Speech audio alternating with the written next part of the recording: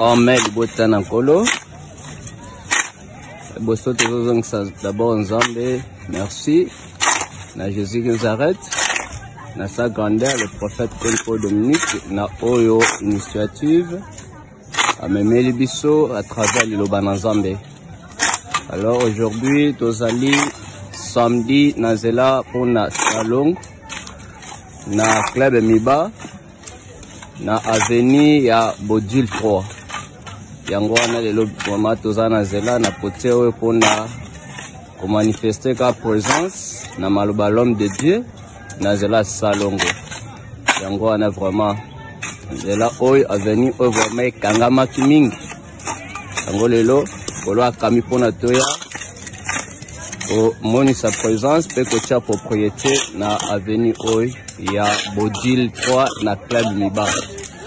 Vraiment to kolemba pete to zaka na assurance na oy initiative na oy œuvre liloba pona salongo ebi lipamboli eza munen na ba nyonso bato saka yango. Pour laquelle bipai nyonso bandeko bozali bolembaka te pona salongo. Salongo efutaka. Salongo eza na lipamboli. Salongo ezolongola pe bamyango ebele oyo etelemaka na kati ya mboka. Eza médicament spirituel vraiment eza kisi munene. Oyo sa grandeur a perçu vraiment à travers liloba Nazela salongo yango wana ibota bana Nazela à côté à Bodil 3 vraiment esengo munene.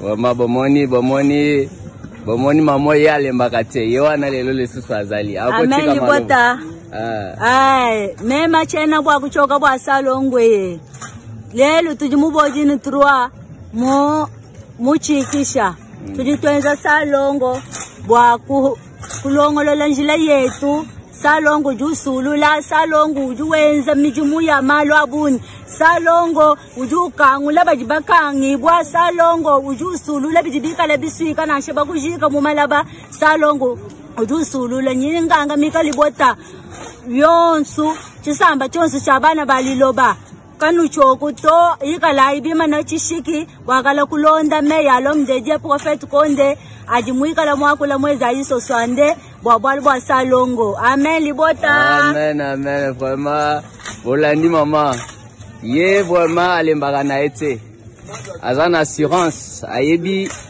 salaire ya salongo ayebi na ye vraiment libota bango wana au Forum Moulin na basali Nazela pona œuvre oyo sa grandeur amemeli biso na basali baza elongo vraiment mosakoli ozali na mwadi